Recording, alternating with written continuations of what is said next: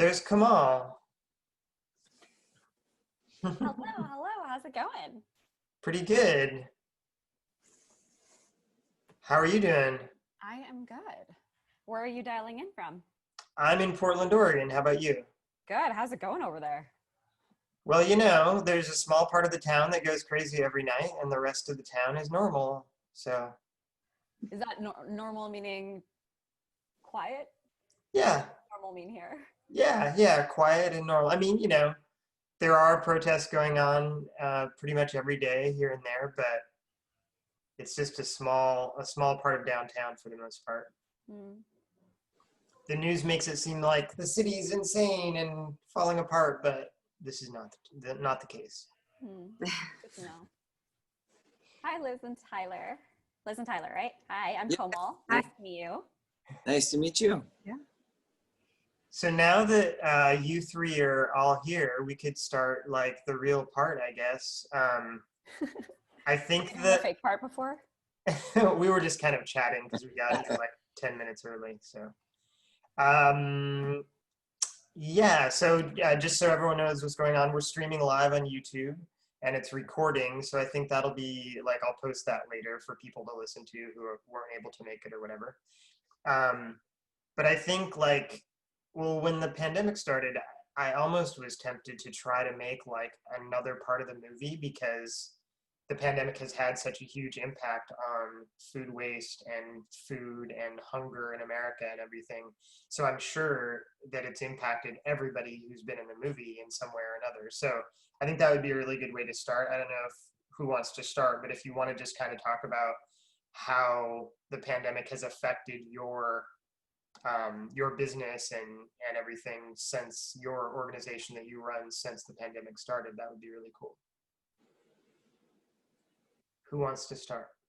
Oh, she says me. All right. So for us, it has been juggling the balance between keeping people safe. We've got a handful of immunocompromised people that live at the farm. And so because most of our stuff is on site, it was a matter of implementing policies and practices that keep not only the community safe, but the individuals.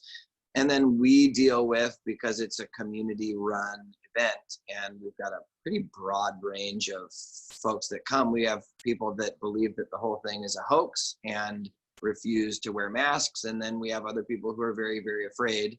And so trying to, we've actually been very effective at finding balance between the two and mediating a set of standards that works where others don't feel like they're being controlled, but people feel like they're protected and safe as well. And so there was an adjustment period of probably 60 days, maybe 90 days. But everything is back in full swing, which is important because the need has never been higher and people are struggling, like they've never struggled before. And we've been able to keep volume just as high, if not higher, and had some great connections in the community and people coming out and helping out. I mean, really not much has changed on our end other than just maybe helping remind people that it's important to treat people like humans, that we're all different and that all of our perspectives have value and that we can have our own perspective without discrediting other people, I think. And that we're all united for a reason, and that's to feed people and to serve a purpose, and just encouraging other people to continue to, because there's a lot being wasted now, more being wasted now than ever. And so there are more waste streams and more opportunity to make a difference. And so we've had actually another gal got inspired and created a whole new pantry for her community. It's been really, really fun overall, but I would say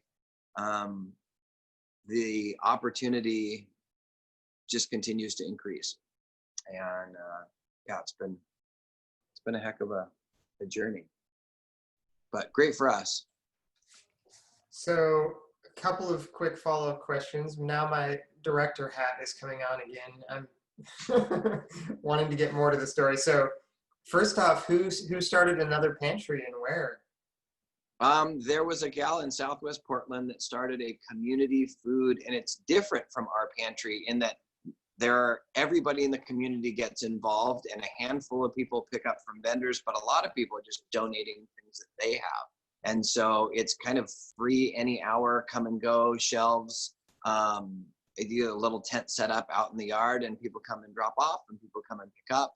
And it's just a very small, like I think everybody's within 5 miles, but a very small community deal as opposed to our big, giant vendor. And that allows social distancing and some other things that are, some benefits that are really, really great.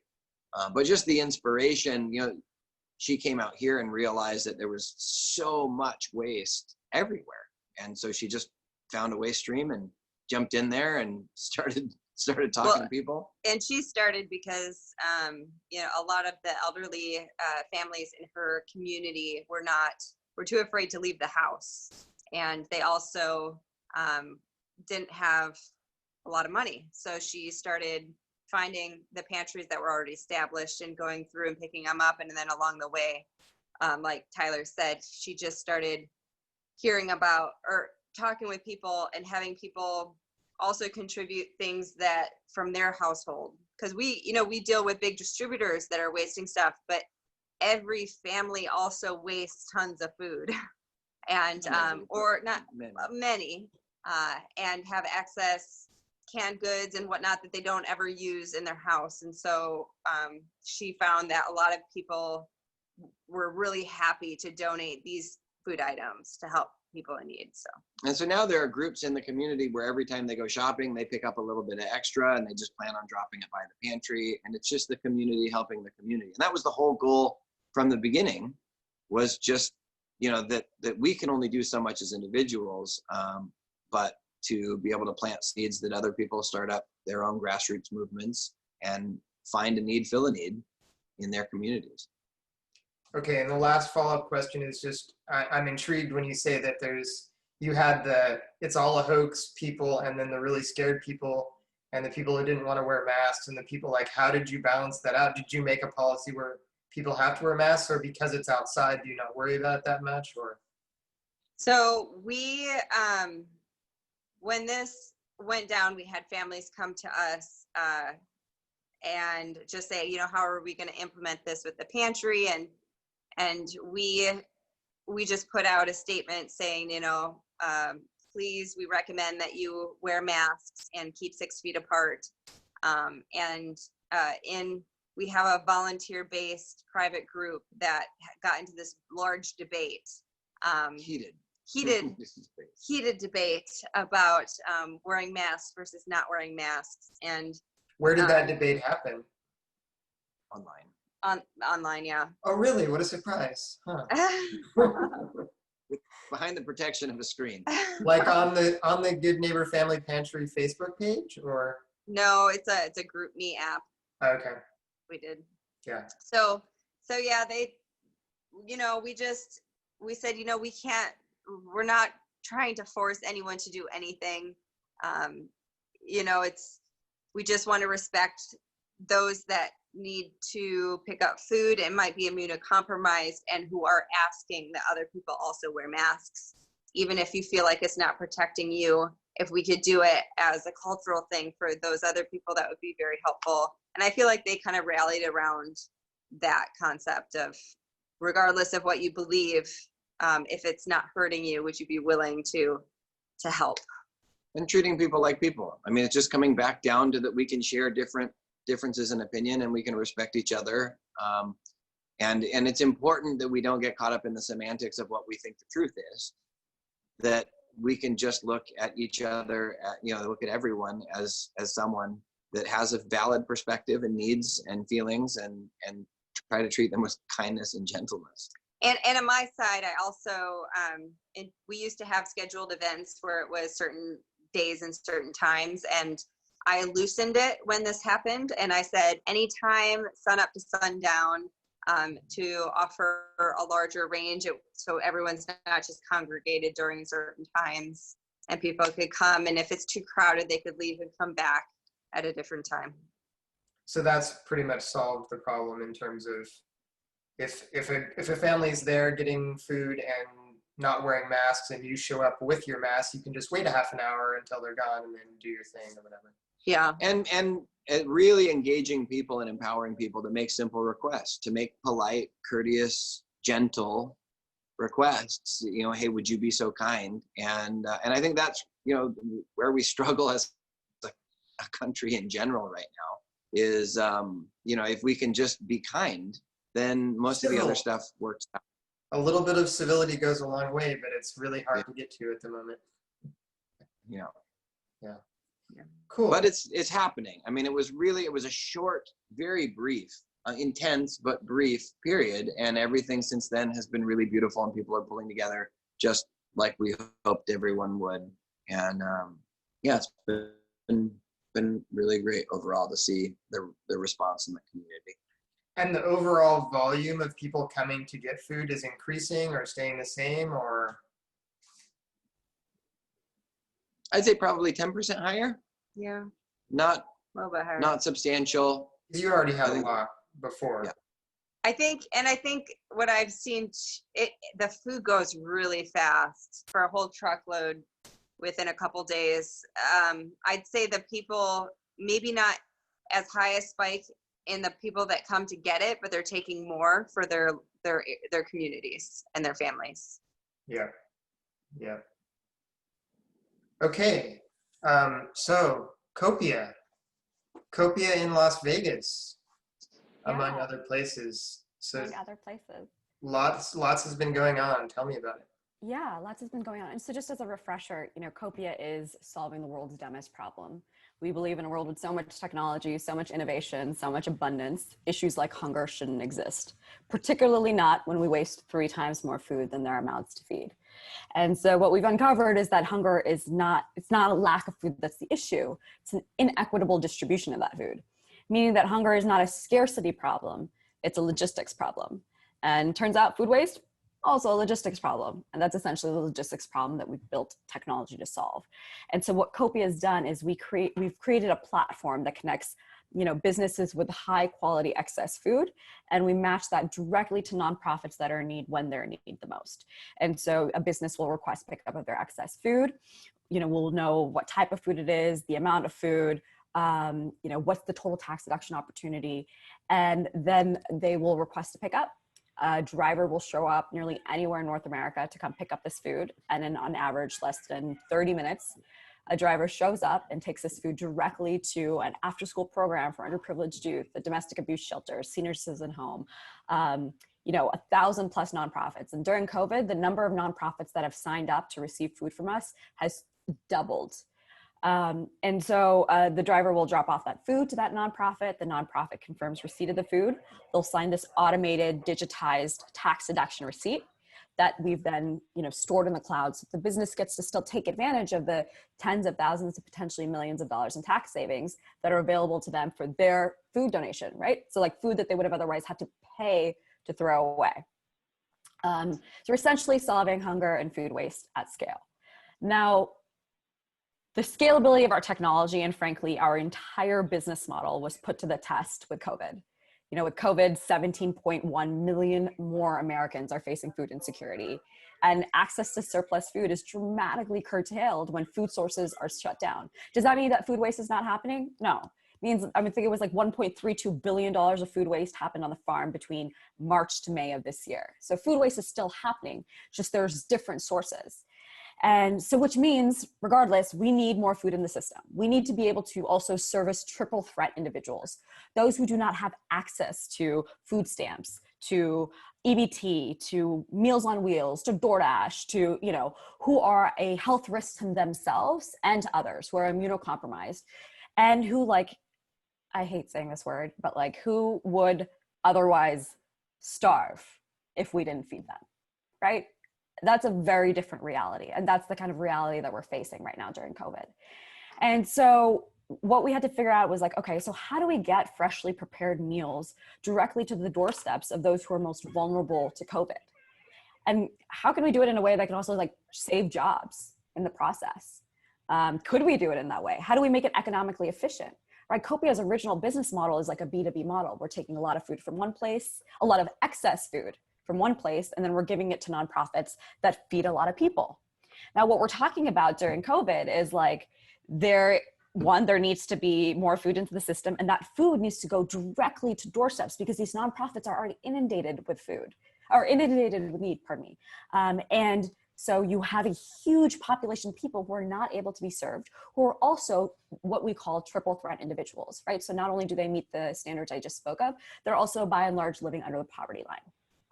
And so we had to figure out, like, how do we, this was essentially the impetus behind creating what is now the first ever emergency response platform to the COVID-19 pandemic. So the focus was on building out our technical infrastructure to increase our capacity to feed more people during this global pandemic, and then, you know, ideally beyond. So the goal is to create a pandemic-proof business and the first ever emergency meal response platform that is essentially reactivating like local restaurants, right? We're mobilizing them so that they can create this food. They can also save some jobs in the process. We are, so we're, you know, saving jobs, and they're the ones, these restaurants are the ones that are creating meals, right? Like I said before, we need to bring more food into the stream. Kamal, wait 1 second. Sure. I'm pretty sure that that's Gary Oppenheimer who's trying to talk to us, but I'm just letting you know, Gary, does anybody hear him when he's trying to talk or no? Yeah, it says that it says that you're trying to talk, Gary, but we can't actually hear you. So I'm not sure what's going on with that. I am not trying to talk. Oh, okay, At this point. that's why. Okay, cool. I've been quiet. Oh, great. Okay, well, it's showing that it seems like you're trying to talk on our end, but maybe it's just background noise. Great, glad you're here. Let's go back to Kamal, but then when she's done, we'll it's your turn. Yeah, thank you. Yeah, so what we did is we mobilized local restaurants. We had them bring on some of their staff, and they were the ones who were creating individually packaged and family style meals, right? And then what we did is we re-engineered our technology to essentially deliver these meals directly to the doorsteps of those who are most vulnerable and at risk to COVID. And in doing so, we created the first ever emergency meal response platform. We got local restaurants back on and employees back on their feet.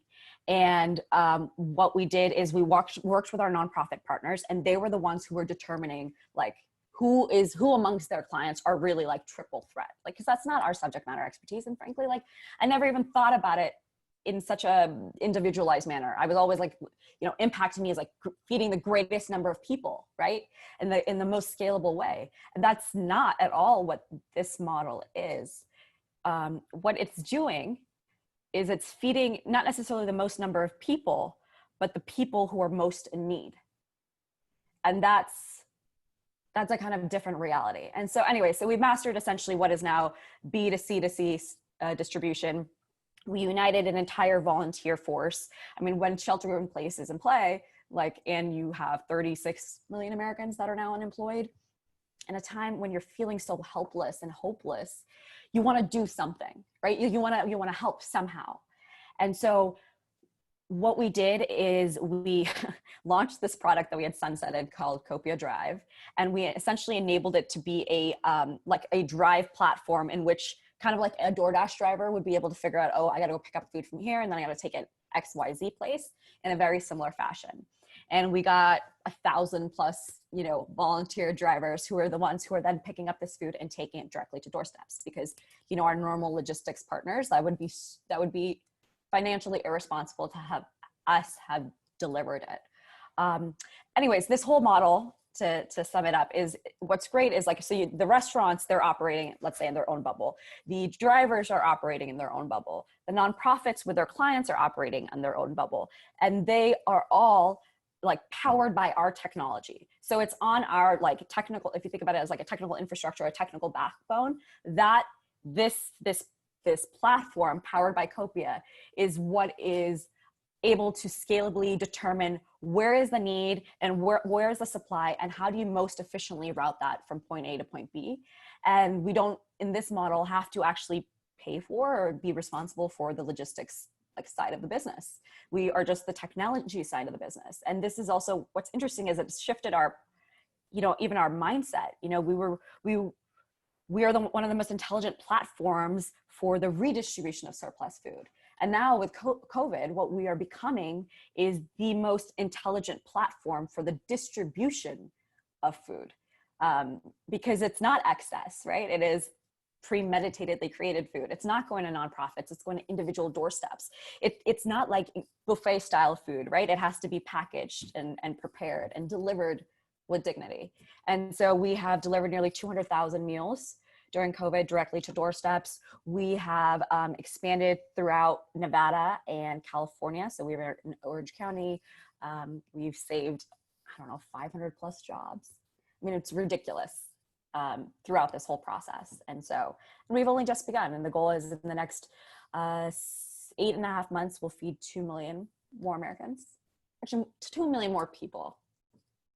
We can leave the American side out of it. Cool. So a couple of obvious follow-up questions on that. Like, it seems like COVID has, obviously for the time being, it has changed the direction of how your business is operating. But do you think it's going to change dramatically post-pandemic how you operate? In what respect? Well, I mean, are you gonna continue going straight to individuals, or do you think it'll go back to being mostly to nonprofits? I think that this has highlighted a completely new revenue stream for Copia, right? We're getting paid a licensing fee and a per meal delivery cost.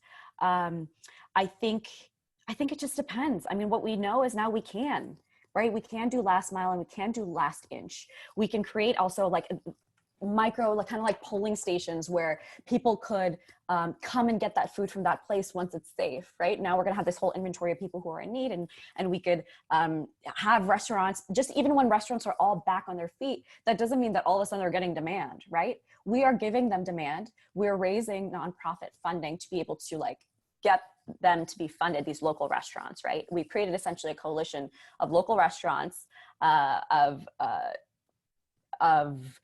like United Way, and then of local nonprofits. And we have together created this initiative called Delivering with Dignity.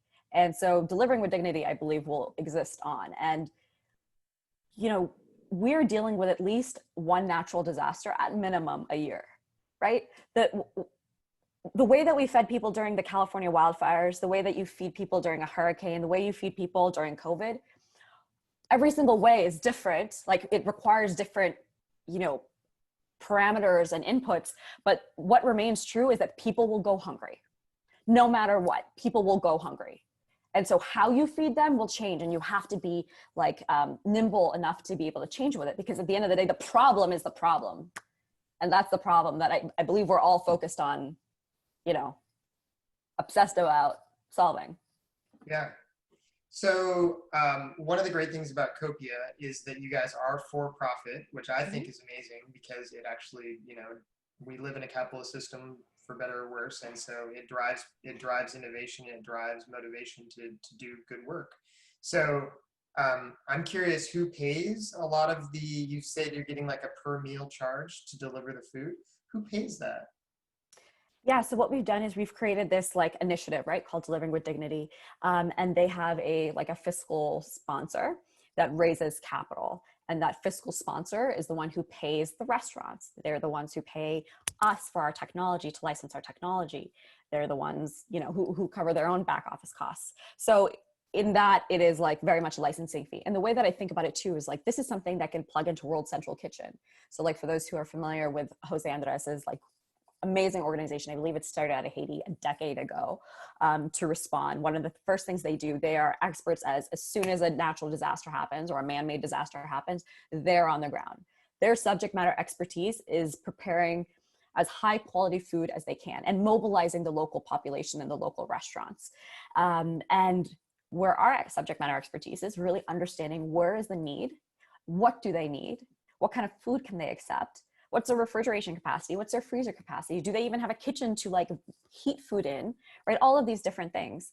And so plugging into that, right, being a partner to that, powered by Copia, like powering World Central Kitchen by Copia, or FEMA in the future. I mean, eventually this platform is going to be agnostic, right? It can be surplus resources. Like, we're definitely laser focused on food, the distribution of food. But in the future, it could be medical supplies, medicine, technology, books, anything, because it's not a lack of any of these resources. It's just an ineffective distribution of those resources. So yeah. And also as it turns to our business, I mean, it's coming back up. Look, we just closed 3 clients last week, and it's crazy. I mean, people are opening up their offices. It's coming from different directions. Like, so where we saw the largest growth was in the healthcare vertical, which makes sense. The hospitals are open 365 days a year. They have to have food for their patients. They have to have food for their doctor's lounges, their cafeteria. So, there's plenty of excess there. So it's interesting where the supply is coming from. One is, where's excess supply coming from? That's not going to go anywhere. And then the other is like, where can we get food supply? Yeah. I just as an aside, I saw World Central Kitchen in person a month and a half ago or so. I was down on the Navajo Indian Reservation doing some video work for a GoFundMe campaign for one thing, and then for PBS NewsHour and ABC both hired me. But I ended up and it's great that like the scrappy little groups that have come together and then scaled up and become huge. But I saw some of them, but then I visited the World Central Kitchen site, and it was unbelievable. Like they had like an assembly line set up. They were doing like 800 boxes of food a day going out the door. Like they're just an amazing organization. They are an incredible organization. I mean, yeah. And they are the ones, FEMA is something that comes 2 months later. They're the ones who are on the ground right then and there when the problem is right then and there, Yeah. Like people who are hungry can't wait 2 months for you to figure your shit out. Yeah. Pardon me. Yeah, no, that's great. Cool, so we've got 2 people in the wings here. Dana has shown up, and let's see, hold on 1 second. Why is it not letting me in? Dana, is that your real background? If so, that is dope. There we go. It's my real background, and we'll see how well the service works from here. Can you guys hear This me? is gorgeous. Where are you? Probably in your backyard. I live in the Lake Tahoe area, and this is not my backyard, but yeah, we're out camping, so trying to make This is spectacular. You're really coming in from an undisclosed location. I like it. Exactly. Well, Gary, are you still there? I am still here, yes. Awesome. So I think from the emails that we've exchanged and stuff that you have some pretty amazing stats to share in terms of what has happened to your organization and to gardening during the pandemic. Absolutely. It's nice to be here. And just so everybody knows, and I apologize for any background noise, I am sitting right now on a park bench in Central Park. I stepped away from my daughter's 30th birthday party to be with all you guys. So Happy birthday to her. I will pass it along. And by the way, I'm making sure there's no food waste. All the cake will be eaten. So as all of you know, I'm founder and executive director of ampleharvest.org, and our work is to help the nation's what used to be 42 million home and community gardeners donate their surplus to a local food pantry. We work with nearly 9,000 food pantries in 4,200 communities across the country. So we've tapped into the passion of America's gardeners to not see those extra tomato and zucchini go to waste, as well as the produce itself. And the distinction with ampleharvest.org is that we inform the gardeners that they can donate food. We enable them to donate the food by pointing them to a food pantry, and then we step out of the picture. So it's really a social engineering program. Historically, the data we have used in the past from National Gardening Association said that America had about 42 million gardeners. That's about 35% of all households. The pandemic changed everything. We have a new partner. It's Bonnie Plants, who are the largest supplier of seedlings in America. And data from them and from the National Gardening Association says that now America has 61 million gardeners, up from 42 million. That's a huge jump. And you can imagine with many, many people no longer commuting to the office, but staying at home and working, both some worried about their own ability to put food on the table, and frankly, others simply wanting something to do while they're not commuting or hanging out with friends. gardening has skyrocketed. The data is indicating that when the pandemic is over, the gardening will reduce some, but not back to 42 million. So the estimate is we'll go back to 55 million, down to 55 million gardeners. That's still 13 million more gardeners than you had in the past. So the data in the past said that the amount of food available for donation from the nation's gardeners, if all the gardeners then knew about ampleharvest.org and all the pantries in America were connected, we would have enough food coming in to feed about 13 million people. That number has now bumped up to around 18 million people. And further, in that end game scenario, which if it ever happens, obviously is way off, the nation's healthcare costs, which would have in the past dropped by 58 billion, will now drop by 81 billion. This is simply the reduction of healthcare costs that are due to improved diet. So the numbers of the growth have been staggering, as has unfortunately growth in hunger itself. Feeding America is now saying, I think the number is 54 million food insecure people in the country. So the opportunity that the gardening community has presented for donation of surplus food is huge. And for those of you who tried to go to a hardware store or a Home Depot or a local garden center earlier this year to buy seeds, you probably saw everything was sold out. And that just speaks to the sudden burst in gardening that has taken place. I'm also thrilled beyond belief to share with everybody that last week, Monday, Mariah Carey started promoting ampleharvest.org to her 50 million followers on social media. So she's going to be helping to give the discussion of food waste and the a gardener's solution a huge boost on a vast scale. So that was an update on what ampleharvest.org has been doing. The other key thing I should share with everybody is that what I never thought about for the past 11 years, and so obviously this past March, is that ampleharvest.org has built into it social distancing. It does not involve teams of volunteers or teams of gleaners. The gardener is expected to garden, harvest, and donate by themselves. We've put COVID-specific instructions in for both the gardeners and for the food pantries to assure that the gardener, the food pantry staff, and the food itself remains safe during this crisis. But we do fully expect that post-COVID, the impact of the healthy, fresh food from America's gardens reaching the food pantries of America and ultimately the hungry families will be greater than ever. So that's the update, Carney. And I'm happy to answer any questions if anybody has any. No, that's great. That's great. And thanks for taking away the time from your daughter's birthday party. But I guess Dana's on short time too. She might be on a battery because she's actually out camping right now. So let's let her go next. And if you need to run back to the birthday party, we understand. Thanks so much for the update. Thank you, everybody. And Dana, go for it. Okay. Cheers. So yeah, so when we started this project, you were just a run-of-the-mill author and expert on food waste, and since then you've become the executive director of ReFed. So, and I know you were already like on the board of directors, or you were already connected to them or whatever, but now you're the ED. So you have a pretty good vision on what's been going on in this space since the pandemic started and everything. So what's been your view of what's happened and what's changed and what the challenges are and all that?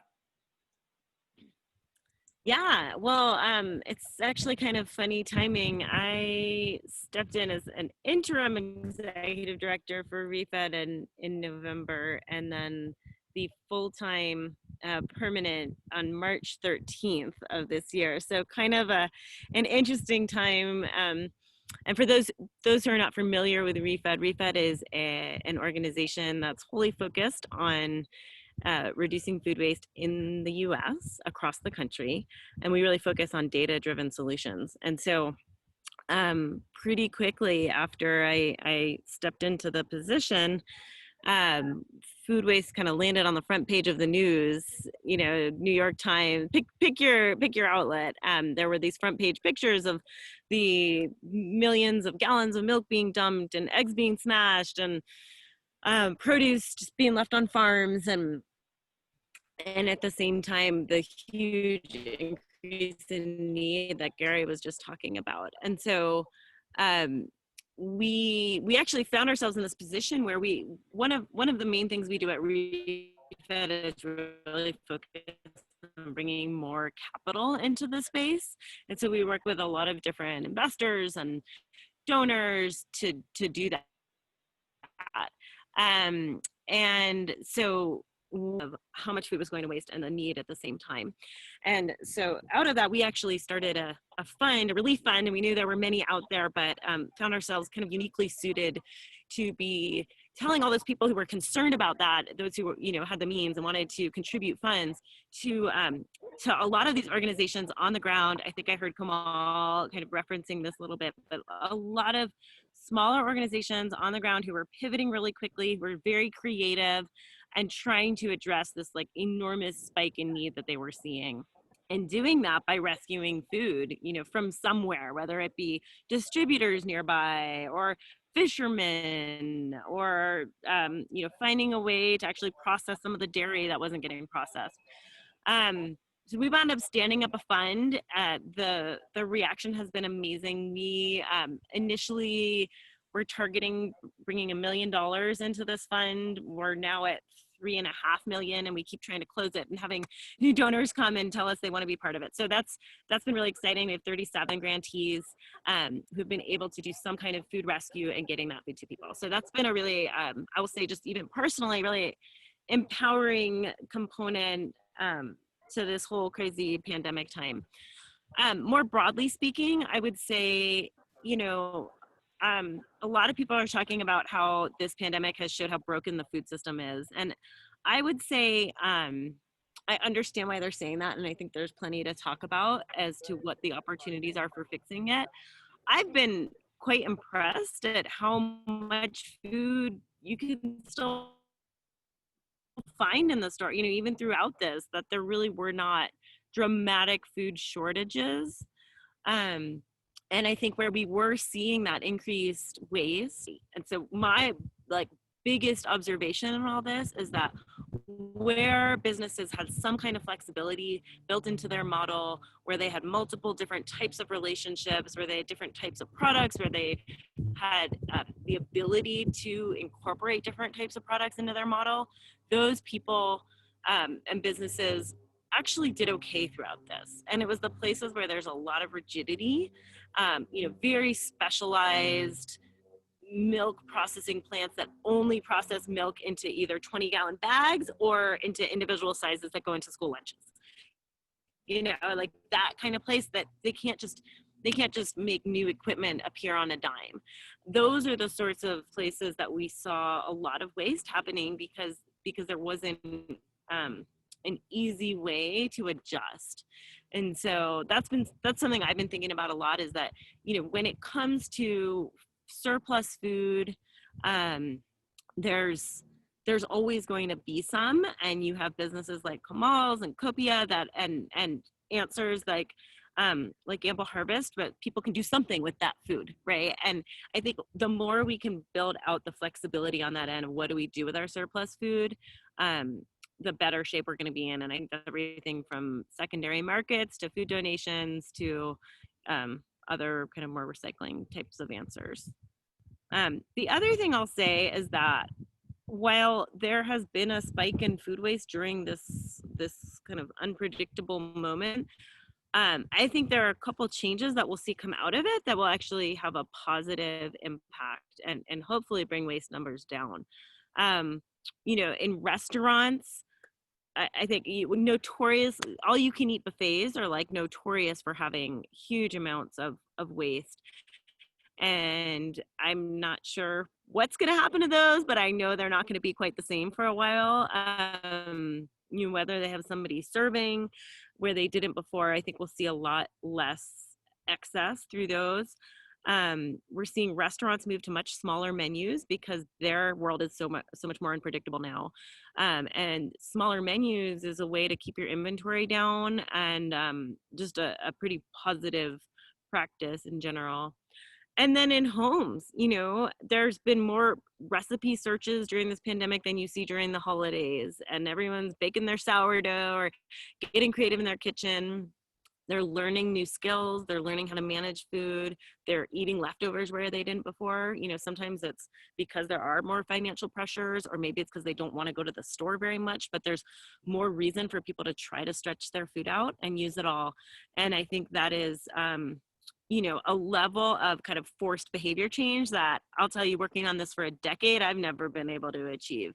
And I think there's some really good habits coming out of that we'll see have a positive impact on household waste numbers. And then the last thing I'll say is the move towards increased online purchases is pretty interesting to me, because I think when shoppers shop online for their food, they plan better. They're less likely to buy as many impulse buys as they are in the store.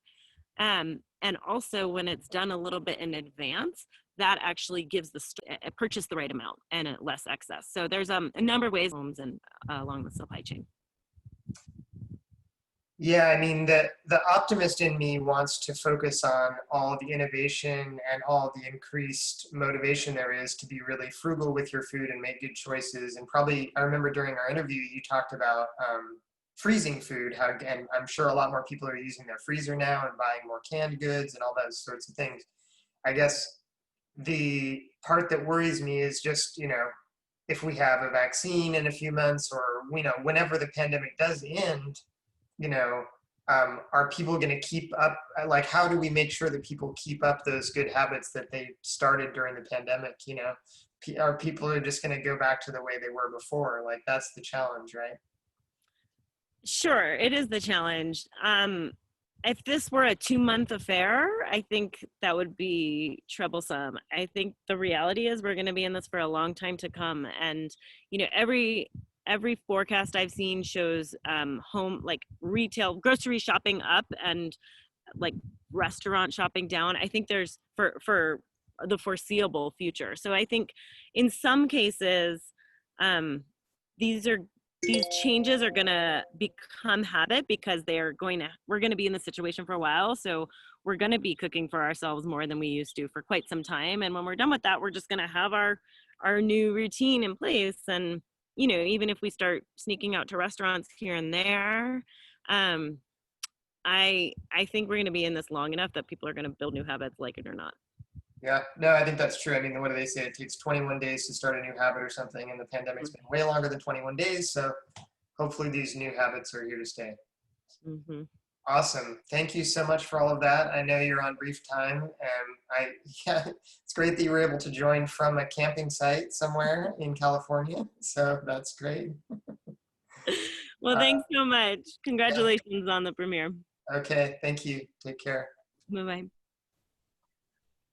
Let's see. So I'm trying to unmute everyone else. There's one done.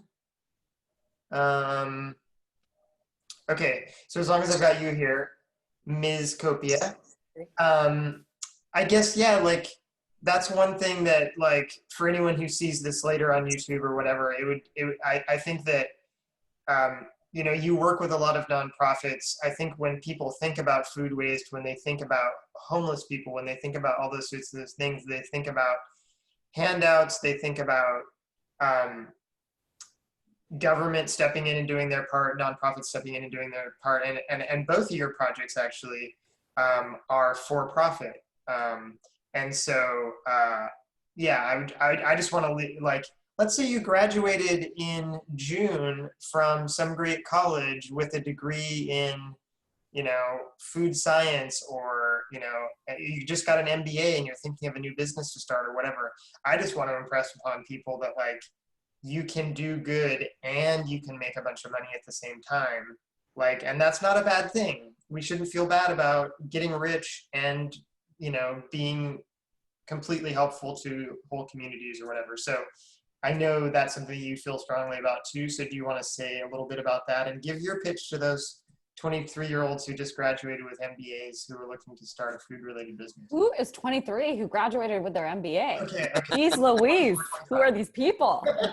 I don't know if they need to. I mean, one, I think it's very glamorized to be an entrepreneur, and I don't think everyone needs to be an entrepreneur, and I don't think that that's something that needs to be pushed upon people. Like, this is where you got to go. There's plenty of incredible organizations out there that have been part of your documentary that are doing some incredible work that could use those fresh and bright minds. So I would also give that caveat. And yes, we are conscious capitalists. Look, we say we're solving the world's dumbest problem. That requires some of the world's smartest people who require a salary. And look, if I'm going to dedicate my life to something like I have here, I'm not trying to play small. I'm not trying to do this just in Berkeley or California or even the United States. I'm going to do this. We're going to do this at scale. And that requires the resources. It requires the like seriousness, right? Like, I can't just spend 90% of my time fundraising. It's not my passion. And it's also just not sustainable. It's not scalable. And that's the point here. You can build a business that is for profit and for good. And I would argue that that is the future of business in America. Like, you see all of these companies trying to create sustainability initiatives, trying to create initiatives that make them look good in the world. Like this, whether it's through that guys or whether it's through like BlackRock has done, right? That they're only going to invest in like climate positive or socially, social enterprises, etc. So like, that is the future of the world. You can't just be thinking of yourself. This is not the economy for that. This is not the planet for that. You know, we are, for the first time in human history, 7 billion people are going through the exact same thing, the exact same time. This is a once in a century pandemic. So like, status quo is just no longer viable. It's just not. So like, we have to change the way that we look at problems. We have to change the way that we think about solving them. And I guess also, like, why, just because you're doing a good thing, should you be living in poverty? Why should you not have a salary? Why? I mean, these are just, we have built a business for profit, for good, to solve one of the most unnecessary problems of our time. And, you know, I think Liz, you said this where it's like, you know, or Liz or Tyler, one of you said this about just like, you know, you can't just do it by yourself, right? Like, we need people to join this movement. It isn't like, for me, it's like, yeah, one woman can show, like, you need a group of people, like one woman can show you that you can make a world of a difference, but a group of people banded together can rid the world of one of the most unnecessary and solvable problems of our time. The world's dumbest problem, right? And that's what it's going to take. Yeah, no, I think I dodged a bullet and avoided making a new documentary, but I almost was going to make a new documentary down on the Navajo Indian Reservation, and partly just decided that I wasn't the right person to make it as an extremely white, blonde-haired, blue-eyed guy. There should be, you know, native filmmakers making that film. But one of the central parts of it that I wanted to focus on was that this pandemic is giving our whole civilization, like you said, 7 billion people, we're all going through the exact same thing, and it gives us an opportunity to hit the big red reset button on everything and kind of rethink how we're doing stuff. And if we don't do that, we're not going to be able to meet the huge challenges that are coming up in the future, like climate change and extinction and blah, blah, blah, all the other ones. So I think, yeah, probably all of us here in this tiny room here are in the same opinion that that's something that needs to happen. And it's giving us an opportunity in food, because a lot of people are focused on food and there's more hunger than ever. And so everything needs to scale up. Liz and Tyler, any final thoughts from your end? Anything that was said by somebody else that you want to comment on or anything? Or? I'm super impressed with Kamal. That whole, I mean, just listening to her talk is just absolutely incredible. You're so kind. Thank you. I think the big piece for me, you know, if I were to give people a piece of advice, it would be to align your position with your lifestyle. Now, there's no way, not in a million years, I could do what Kamal's doing, but it works for her, and it's unbelievable. I mean, the scalability is super massive. We've got a small farm, and what we do inspires a bunch of folks in our community, and it fits with the life that we want to live. And so making sure that in addition to being financially sustainable, it's emotionally sustainable.